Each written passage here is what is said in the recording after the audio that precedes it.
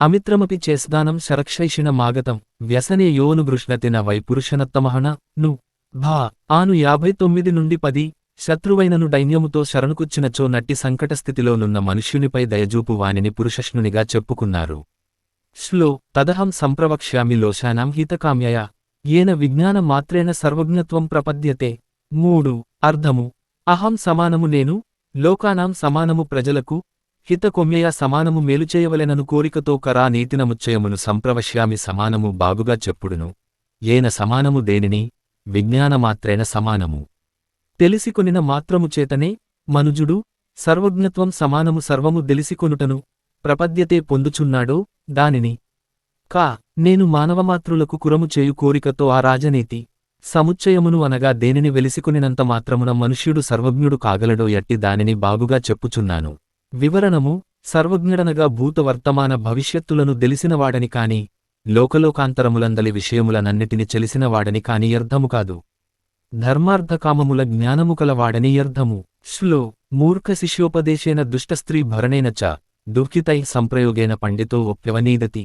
4 అర్థము మూర్ఖ శిష్యోపదేశేన సమానము బుద్ధిహీనుడైన శిష్యుని చదివించుట చేతను, లేక ధర్మసంబంధ విషయములను నుపదేశించుట చేతను చ సమానము మరియు దుష్టస్త్రీభరణైన వ్యభిచారిణియు కఠినముగా మాట్లాడు నదియు నగు స్త్రీని పోషించుట చేతను, దుగ్ధతై సమానము నానా ప్రకారములగు రోగములచే పీడింపబడునట్టియు, ఆత్మీయుల వియోగముచే బాధపడునట్టియు, భననాళాదులచే దుఃఖితులైనట్టి వానితో సంప్రయోగేన సమానము వ్యవహారము చేయుటచేత పండిత హాఫి బుద్ధిమంతుడైనవాడు కూడా అవసీదతి సమానము దుకిరువై కష్టములననుభవించును.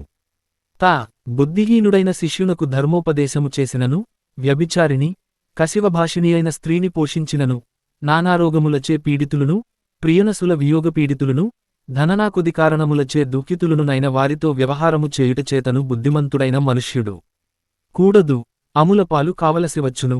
వివరణము ఉపదేశ్ మూర్ఖణాం ప్రకోపాయన శాంతయే వయఃపానం దజంగానాం కేవలం విషవర్ధనం. వం తం 1 నుండి 42 ఉపదేశించుటచేత మూర్తులు కోసింతువే కాని శాంతింపరు. పాములకు పాలు పోసినచో విషమే వృద్ధియగును.